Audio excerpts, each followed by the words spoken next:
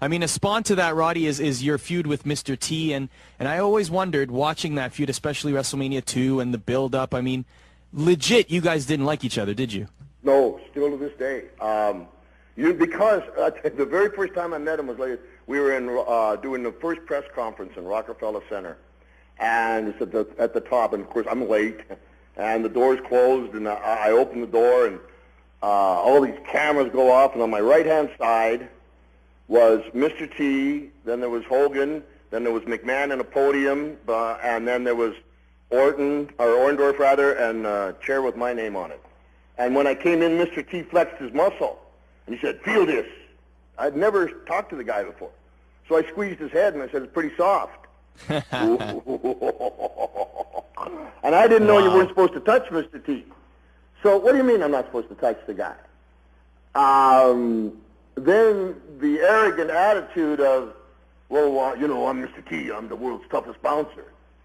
I know for a fact that the world's toughest bouncer competition he was in, they had to bust through a door and ring a bell at the end of it. Well, it's not called balsa wood. It's a different kind of wood, but it's a real flimsy wood that door's made out of. Anybody could bust through it. So you might be a great bouncer, the world's toughest bouncer, but you're in the league, and at that time, cream of the crop from professional wrestling, where MMA started with guys like Luthez and Judo Gene and etc. We called them hookers. So you're going to walk in the ring, Mr. T. One time I'm with Mr. T. This is the killer for me. I was in the Palm, and I had to have dinner with him. And you know there's a drink called Crown Royal, and it comes in a purple bag. Absolutely. It's been a while, but I remember it. Someday we'll talk about that. So Mr. T pulls out this purple Crown Royal bag, and then he proceeds to pull out an unbelievable gold and jeweled goblet, and he puts it on the palm on the table, and he looks and he says, "If it's good enough for the Pope, it's good enough for Mr. T." And then he ordered a mimosa. I just wanted to backhand him right out of his chair. Are you serious? And then he did a couple of things where he got very angry at me. You know, I guess he wasn't used to being ripped apart in interviews. And I slapped him, pow, and he didn't know it was coming. So he did an interview via I was in New York, he was in Satellite. He was in L.A. And he came out in a kilt. And if you get a chance to check it out. And he comes out, and he's got a chicken, and he goes, I pity you, Piper. I pity the Piper. He nothing but a chicken. And he's got the kilt on, and he's trying to make fun of me. And as he's sweating, and he's pulling this chicken because he's going to rip the head off, like he's going to rip the head off Roddy Piper.